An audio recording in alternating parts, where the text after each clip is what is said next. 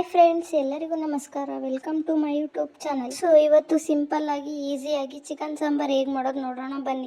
Video skip ಮಾಡದೆ ಕೊನೆವರೆಗೂ ನೋಡಿ. ಹಾಗೆ ಇದೇ ರೀತಿಯ ಸಿಂಪಲ್ ರೆಸಿಪಿಗಾಗಿ ಇನ್ನೂ ನಮ್ಮ ಯೂಟ್ಯೂಬ್ ಚಾನಲ್ ಸಬ್ಸ್ಕ್ರೈಬ್ ಮಾಡಿಲ್ಲ ಅಂದ್ರೆ ಪ್ಲೀಸ್ ಸಬ್ಸ್ಕ್ರೈಬ್ ಮಾಡ್ಕೊಳ್ಳಿ. ಹಾಗೆ ಪಕ್ಕದಲ್ಲಿರುವ ಬೆಲ್ ಐಕನ್ ನ ಪ್ರೆಸ್ ಮಾಡಿ. ನಾವಿಲ್ಲಿ 3 ಟೊಮೆಟೊ ತಗೊಂಡಿದೀವಿ. ಹಾಗೆ 1 ಬಟ್ಲು ಒಣ ಕೊಬ್ಬರಿ ತಗೊಂಡು ಈ ತರ ಕಟ್ ಮಾಡ್ಕೊಂಡಿದೀವಿ. 4 ಬೆಳ್ಳುಳ್ಳಿ, 1 ಇಂಚಷ್ಟು ಶುಂಠಿ, ಸ್ವಲ್ಪ ಕೊತ್ತಂಬರಿ, 4 ಚಿಕ್ಕ ಸೈಜ್ ಈರುಳ್ಳಿ ಮತ್ತೆ 1 ಟೇಬಲ್ ಸ್ಪೂನ್ ಅರಿಶಿನ ಪುಡಿನ ನಾವಿಲ್ಲಿ ರುಬ್ಬಿಟ್ಕೊಂಡಿದೀವಿ. 2 ಟೇಬಲ್ ಸ್ಪೂನ್ ಖಾರದ ಪುಡಿ, 3 ಟೇಬಲ್ ಸ್ಪೂನ್ ಧನೆ ಪುಡಿ, 1 ಟೇಬಲ್ ಸ್ಪೂನ್ ಚಕ್ಕೆ ಪುಡಿ, ಹಾಗೆ ರುಚಿಗೆ ತಕ್ಕಷ್ಟು ಉಪ್ಪು. ಇವಾಗಲೇ ನಾವು ಅರಿಶಿನ ಉಳ್ಳಾಗಡ್ಡೆ ಮಿಕ್ಸಿ ಮಾಡಿ ಇಟ್ಕೊಂಡಿದ್ವಿ, ನೋಡಿದಿರಿ ನೀವು. ಇವಾಗ ಒಣ ಕೊಬ್ಬರಿ ಹಾಕೊಂಡು ರುಬ್ಕೋಬೇಕು, ಯಾಕಂದ್ರೆ ಒಣ ಕೊಬ್ಬರಿ ಬೇಗ ಸಣ್ಣಕ್ಕಾಗಲ್ಲ, ಅದಕ್ಕೆ. ಇವಾಗ ರುಬ್ಕೊಂಡು ಬಂದಿದೀವಿ. ಇದಕ್ಕೆ ಬೆಳ್ಳುಳ್ಳಿ ಹಾಕ್ತಾ ಇದೀವಿ, ಹಾಗೆ ಶುಂಠಿ, ಟೊಮೊಟೊ, ಹಾಗೆ ಕೊತ್ತಂಬರಿ, ಸ್ವಲ್ಪ ನೀರ್ ಸೇರಿಸಿ ರುಬ್ಕೊಂತಾ ಇದೀವಿ. ನೋಡಿ, ಹೀಗೆ ಸಣ್ಣದಾಗಿ ರುಬ್ಕೊಳ್ಳಿ. ಈಗ ಇದಕ್ಕೆ ಚಕ್ಕೆ ಪುಡಿ ಹಾಕೊಳ್ಳಿ, ಹಾಗೆ ಅರಿಶಿನ ಉಳ್ಳಾಗಡ್ಡೆ ಸ್ವಲ್ಪ ಉಪ್ಪು ಹಾಕೊಂಡು ಮಿಕ್ಸ್ ಮಾಡ್ಕೊಳ್ಳಿ. ಈಗ ಚಕ್ಕೆ ಪುಡಿನ ಈ ತರ ಮಸಾಲೆಗೆ ಮಿಕ್ಸ್ ಮಾಡ್ಕೊಳ್ಳಿ. ಬನ್ನಿ, ಇವಾಗ ಒಂದು ಪಾತ್ರೆ ತಗೊಂಡು ಅದಕ್ಕೆ ಒಂದು 6 ರಿಂದ 7 ಸ್ಪೂನ್ ಎಣ್ಣೆ ಹಾಕೊಳ್ಳಿ.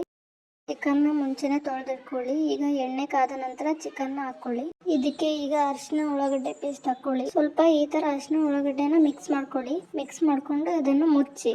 ನೋಡಿ, ಇವಾಗ 10 ನಿಮಿಷ ಆಗಿದೆ. ನಾವು ನೀರೇ ಹಾಕಿರ್ಲಿಲ್ಲ, ಈ ತರ ಎಲ್ಲ ನೀರ್ ಬಿಟ್ಕೊಂಡಿರ್ಬೇಕಿದು. 10 ನಿಮಿಷ ಸಾಕು, ಚಿಕನ್ ಬೆಂದಿರುತ್ತೆ. ನೋಡ್ಕೊಳ್ಳಿ ಒಂದ್ಸಲಿ.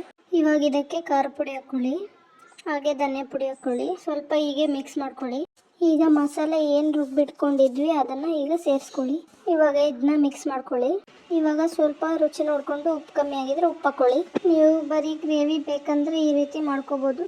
ಇಲ್ಲಿ ನಾವು ಸ್ವಲ್ಪ ಸಾಂಬಾರ್ ಬೇಕು, ಅದಕ್ಕೋಸ್ಕರ ನಾವಿಲ್ಲಿ ನೀರು ಹಾಕೊಂತ ಇದೀವಿ. ನಿಮಗೆ ಎಷ್ಟು ಬೇಕು ನೋಡಿ ಅಷ್ಟು ಹಾಕೊಳ್ಳಿ. ಲೈಟಾಗಿ ಹಾಕೊಳ್ಳಿ, ಭಾಳನೂ ಹಾಕಬೇಡಿ. ಇವಾಗ ಇದನ್ನ ಒಂದು 5 ನಿಮಿಷ ಬಿಡಿ. ನೋಡಿ, 5 ನಿಮಿಷ ಆದ್ಮೇಲೆ ಈ ರೀತಿ ಕುದೀತಾ ಇದೆ ಇದು. ಹಾಗೆ 20 ನಿಮಿಷದಲ್ಲಿ ಆಗುತ್ತಿದ್ದು. ಈಗ ನೋಡಿ, ಸಾಂಬಾರ್ ರೆಡಿ ಆಗಿದೆ. ಅದು ಎಣ್ಣೆ ಎಲ್ಲ ಬಿಟ್ಕೊಂಡಿದೆ ಮೇಲೆ.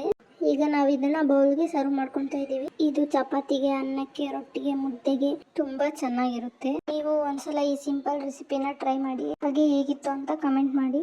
ವಿಡಿಯೋ ಇಷ್ಟ ಆಗಿದ್ರೆ ಪ್ಲೀಸ್ ಲೈಕ್ ಮಾಡಿ, ಶೇರ್ ಮಾಡಿ, ಕಮೆಂಟ್ ಮಾಡಿ. Thank you.